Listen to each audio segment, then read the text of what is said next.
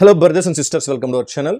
June 1న pension పంపిణీ చేయాల్సి ఉండగా మనకి మే 31న పెన్షన్ పంపిణీ చేయడం జరుగుతుంది. అలా ఎందుకు చేస్తున్నారు, అదేవిధంగా పెన్షన్ పంపిణీ ఏ సమయం నుండి స్టార్ట్ చేస్తారు, ఎవరు పెన్షన్ పంపిణీ ఇస్తారు అనేది క్లియర్గా ఈ వీడియో తెలియజేస్తాను. అదేవిధంగా చాలామంది వరుసగా 3 నెలలు పెన్షన్ తీసుకోలేదు, అంటే 3 నెలలు వరుసగా తీసుకోలేదు, 4 నెలల పెన్షన్ శాంక్షన్ అవుతుందో లేదని అడుగుతూ ఉన్నారు. చాలామంది పెన్షన్స్ కూడా 3 నెలలు వరుసగా తీసుకోకపోవడం వల్ల పెన్షన్ కూడా తొలగించడం జరిగింది తాత్కాలికంగా. దాన్ని ఎలా రోల్ బ్యాక్ చేసుకోవాలి, అంటే దాన్ని ఎలా పునరుద్ధరించాలి, పెన్షన్ తెచ్చుకోవాలని తెలియజేస్తాను. అదేవిధంగా చాలామంది అడుగుతున్నారు, మేము వరుసగా 3 నెలలు పెన్షన్ తీసుకోలేదు, అంటే 3 నెలలు 12,000 తీసుకోలేదు, ఆ 12,000 ఇప్పుడు ఇస్తారా ఎవరా అని అడుగుతా ఉన్నారు. దాని గురించి తెలియజేస్తాను.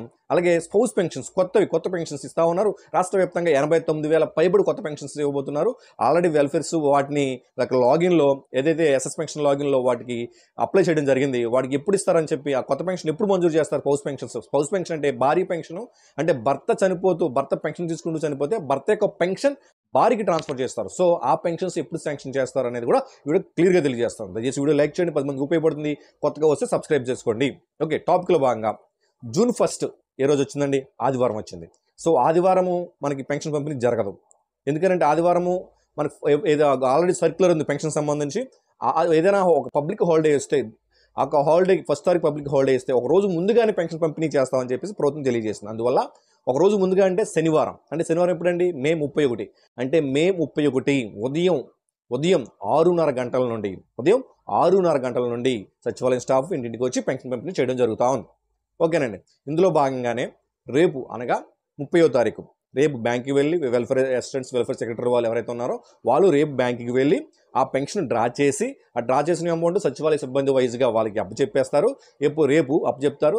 మనం శుక్రవారం అప్పచెప్పిన తర్వాత శనివారం ఉదయమే 6:30 గంటల నుంచి సచివాలయం స్టాఫ్ ఇంటింటికి వచ్చి పెన్షన్ పంపిణీ చేస్తారు. దీన్ని బట్టి మీకు ఏం అర్థమైంది? సింపుల్గా మే 31 ఉదయం 6:30 గంటల నుండి పెన్షన్ పంపిణీ చేయడం జరుగుతూ ఉంది. సార్ మరి 1 తారీఖు పెన్షన్ ఇవ్వరా అంటే, ఎవరైనా సచివాలయం స్టాఫ్ మీకు మీ ఊర్లో అందుబాటులో ఉంటే పెన్షన్ ఇవ్వచ్చు.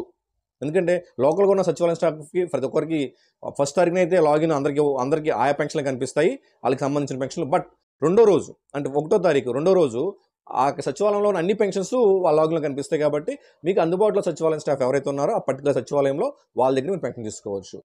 మళ్ళీ 1 తారీఖు ఆదివారం రావడం వల్ల 2వ తారీఖు కూడా పెన్షన్ పంపిణీ జరుగుతూ ఉంది. 2వ తారీఖు అంటే సోమవారం కూడా 2వ తారీఖు పెన్షన్ పంపిణీ చేస్తారు. సోమవారం కూడా జూన్ 2వ తారీఖు సోమవారం పెన్షన్ పంపిణీ జరుగుతూ ఉంది. సో ఎందుకంటే పెన్షన్ పంపిణీ 2 రోజులు జరగాలి, ఒక హాలిడే రావడం వల్ల 3 రోజులు జరుగుతూ ఉంది. ఓకేనా? ఇది పెన్షన్ సంబంధించి. మరి కొత్త పెన్షన్స్ ఎప్పుడు ఇస్తారు?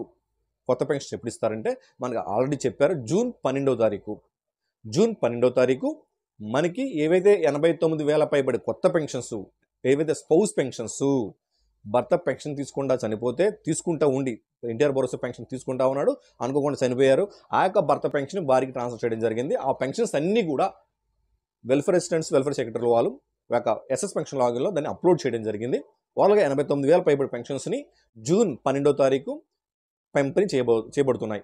ఓకేనా? ఇంకెవరైనా స్పౌస్ పెన్షన్స్ అప్లై చేసుకోకపోతే అప్లై చేసుకోవచ్చు. ప్రతి నెల 15వ తారీఖు లోపు అప్లికేషన్ ఎంపీడీఓ లాగిన్లో కూడా అప్రూవ్ అవ్వాలి.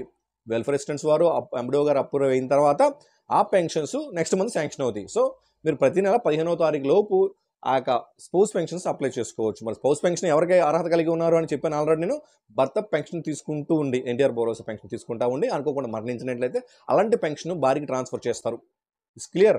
అలాగే చాలామంది 2 నెలలు వరుసగా మేము అంటే వృత్తిరీత్యా, ఉపాధి రీత్యా మేము వేరే ఊరికి వెళ్తున్నాం, అంటే మేము ఒక 4,000 రెండో నెల 4,000 కలిపి 8,000 తీసుకోవచ్చా, లేదు 4,000 12,000 తీసుకోవచ్చా అని అడుగుతా ఉన్నారు. ఎస్, తీసుకోవచ్చు. 12,000 దాటి అంటే 4వ నెల కూడా తీసుకోకపోతే పెన్షన్ తాత్కాలికంగా నిలుపుదల చేయడం జరుగుతుంది. సో ఫస్ట్ 4,000, తర్వాత 4,000, తర్వాత 4,000, మొత్తం 4,000 12,000 కనిపిస్తుంది ఆ స్క్రీన్ మీద. ఆ 12,000 ఎప్పుడైతే కనిపించిందో అప్పుడు మీరు తీసుకోకపోతే అప్పుడు మీ పెన్షన్ తాత్కాలికంగా నిలుపుదల చేస్తారు. ఇది మామూలుగా మనం చెప్పిన వృద్ధాప్య పెన్షన్, వితంతు పెన్షన్, ఇవి. వికలాంగుల పెన్షన్ ఎంత? 6,000. సో 6 3 18,000. అంటే వరుసగా 3 నెలలు పెన్షన్ తీసుకోకపోతే 3 నెలలు తీసేసుకోవాలి. మీకు 6,000 ఒక నెల, 2వ నెల 6,000, 3వ నెల 6,000, అంటే 3 నెలలంతా 18,000.